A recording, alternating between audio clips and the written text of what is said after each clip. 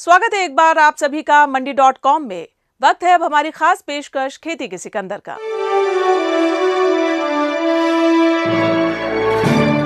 आज चर्चा एक ऐसे एफपीओ की जिसने आगे बढ़ने के लिए नए नए प्रयोग किए, असफल होने के जोखिम का भी सामना किया, बावजूद इसके सदस्य डटे रहे। आज हम मंडी.com की रिपोर्ट में इस पर विस्तार से चर्चा करेंगे।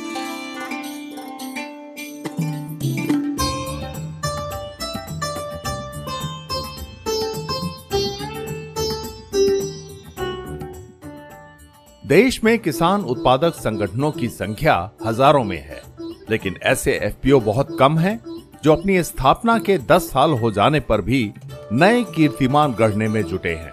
अपनी स्थापना के दिन यानी 25 जनवरी 2016 से लगातार ये किसान उत्पादक संगठन सराहनीय कार्य कर रहा है। इसका हर कदम किसानों के लिए तरक्की का कदम साबित हुआ है। यही वजह है कि इसके सदस्यों की संख्या में लगातार इजाफा हो रहा है। जय सरदार किसान उत्पादक संगठन का निर्माण 2016 में हुआ था।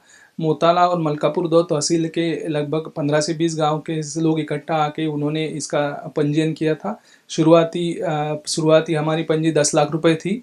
बाद में आगे चल के हमें भारत सरकार द्वारा एसएफपीसी द्वारा मैचिंग ग्रांट मिला के हमारा paid up as on date paid up capital 20 lakh रुपए है। और जय सरदार अभी इस क्षेत्र में खरीदी बिक्री में काम करता है। इसी के साथ हमने माल बेचने के लिए अलग अलग पर्याय यहाँ उपलब्ध कर रहे हैं। डायरेक्ट बायर्स के बड़े बायर्स के साथ भी हमारी बातचीत हो रही है और हम सीधा माल कुछ प्रोसेसर्स को बड़े बड़े कॉर्पोरेट्स को भी बेचते हैं। अगर सच्चा मार्गदर्शक मिल जाए तो तरक्की का रास्ता खुल जाता है। ऐसा ही कुछ इस किसान उत्पादक संगठन के साथ भी हुआ। इसे एक अनुभवी संस्था का लाभ मिल गया जिसने इसे एक मॉडल की तरह तैयार किया।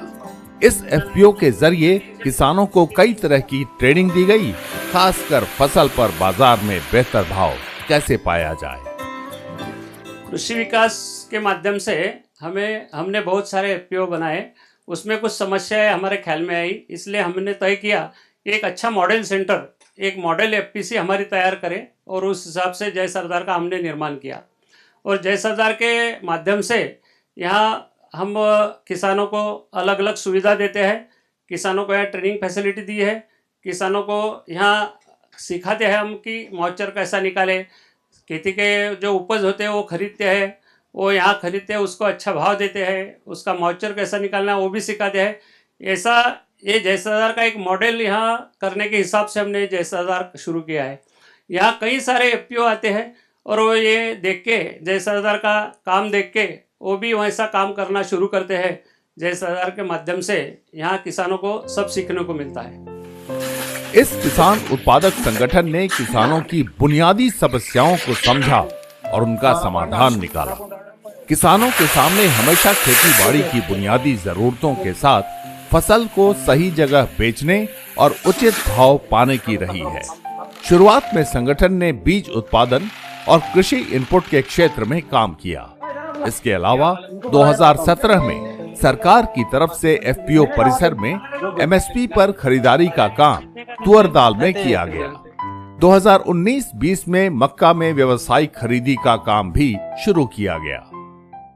हम नाफेड का पायलट प्रोजेक्ट हमारे साथ महाराष्ट्र में पहला किया था 2017-18 में, और तभी से हम प्रोक्योरमेंट सेंटर चला रहे हैं जहाँ से हम तुअर और चना की खरीदी कर रहे हैं, और अभी भी हम नाफेड का मॉडल सेंटर चला रहे हैं। सरकार से मिले नाफेड खरीदी केंद्र पर दाल की खरीदी की जाती है। दूसरी ओर इसी केंद्र में मक्का समेत दूसरे फसलों की सही दर पर खरीद की जाती है। किसानों से खरीदी गई इन फसलों को बड़ी कंपनियों को बेचा जाता है ताकि बेहतर कीमत मिल सके और किसानों को भी फायदा मिले। जय सरदार के कैंपस में मक्के की खरीदी बिक्री होती है और भी कमोडिटीज़ की खरीदी बिक्री होती है। ये खरीदी जब जय सरदार से होती है तो हम बड़े कॉर्पोरेट बायर्स के साथ भी इसका बिकवाली करते हैं, सीधे डायरेक्ट बिकवाली करते हैं। बड़े प्रोसेसर्स के साथ भी डिस्कशन करके उनके साथ सौदा करके उनको बेचते हैं।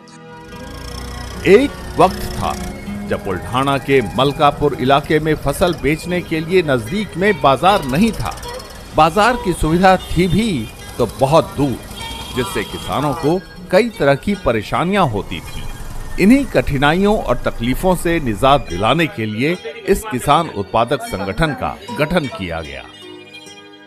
यहाँ पहले प्रॉपर मार्केट की सुविधा नहीं थी।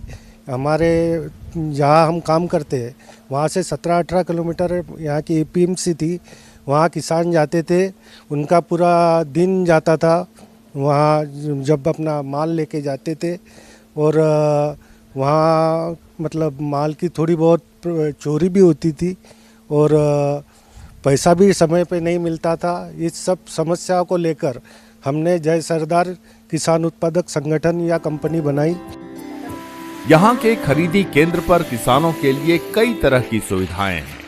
खरीदारी के मानक बाजार के अनुकूल हैं, जिनमें पारदर्शिता रहती है। यहाँ मॉइस्चर मीटर, इलेक्ट्रॉनिक वजन मशीन और गुणवत्ता परीक्षण के आधार पर उचित भाव तय किया जाता है। साथ ही फसल के बैग पर QR कोड का टैग लगा दिया जाता है ताकि किसी तरह की गड़बड़ी ना हो। फसल की खरीदी के बाद 2 से 3 दिन में किसानों के खाते में राशि जमा कर दी जाती है। हमने यहाँ कुछ ऐसी व्यवस्था की कि जैसे ही किसान अपना व्हीकल या ट्रैक्टर वगैरह कुछ लेके आता है तो पहले हम उसका मॉइस्चर देख लेते हैं माल का और वहीं पे उसको रेट बता देते हैं। और आधे घंटे के अंदर किसान अपना माल एक काटा करके माल मतलब खाली करके फ्री हो जाता है। और दूसरे दिन या ज़्यादा से ज़्यादा तीसरे दिन हम वो किसान के खाते में पैसे जमा करा देते हैं। इस किसान उत्पादक संगठन की वजह से इस इलाके के किसानों की जिंदगी आसान हो गई है।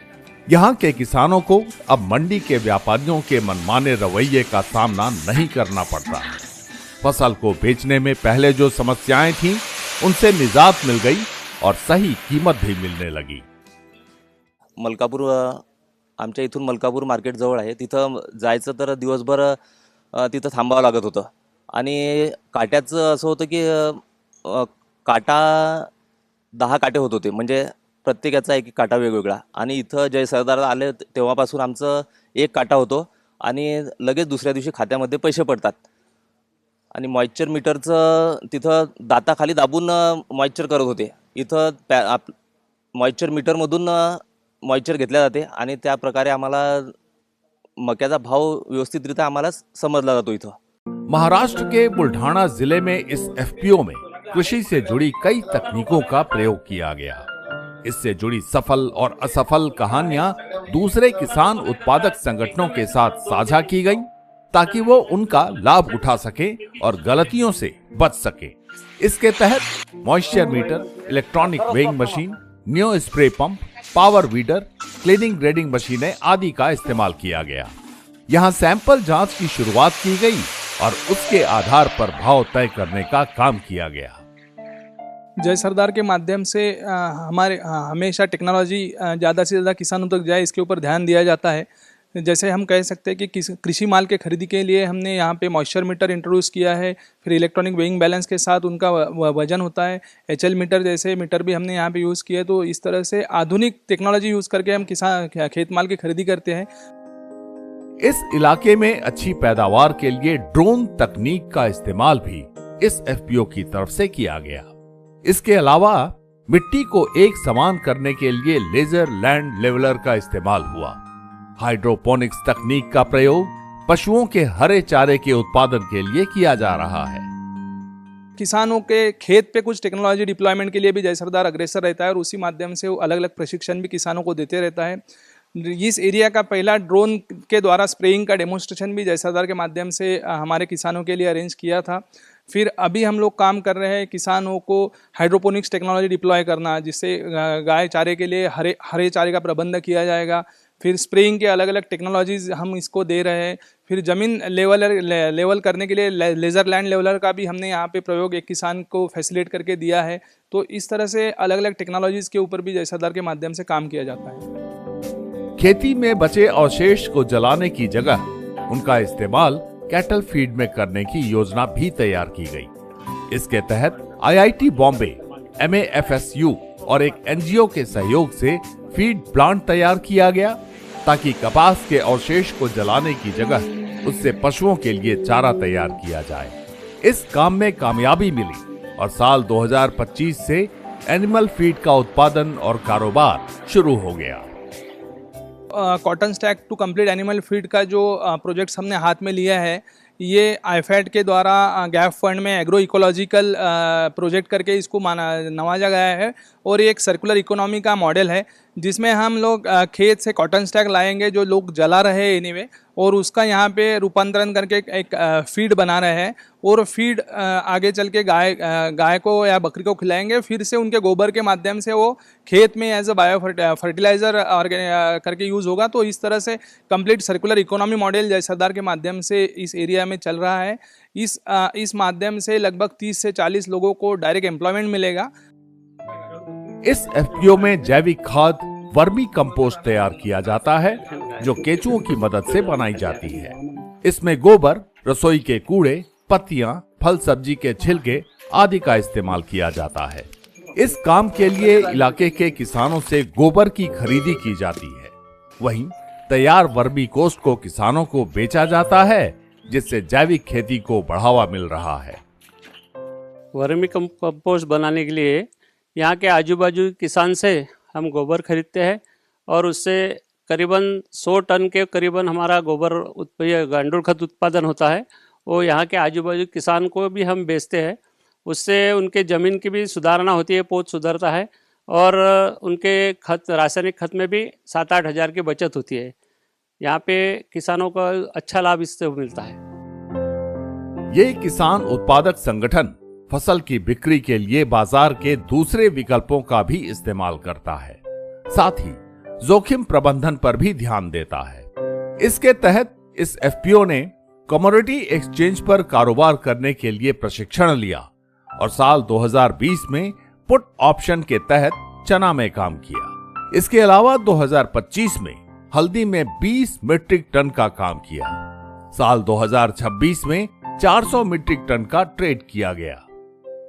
जय सरदार नए ऑप्शंस अपना माल बेचने के लिए ढूंढता है, तो कमोडिटी एक्सचेंज के ऊपर भी हम लोग हमारा माल बेचते हैं और पुट ऑप्शंस का जो अच्छा ऑप्शन हमें मिला है, तो पुट ऑप्शंस से हमें प्राइस रिस्क मिटिगेशन का एक टूल हमें मिला है।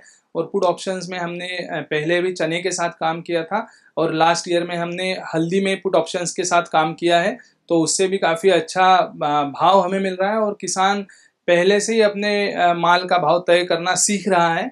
तो प्राइस रिस्क मिटिगेशन का एक टूल करके हम लोग कमोडिटी एक्सचेंज के पुट ऑप्शंस को देख रहे हैं।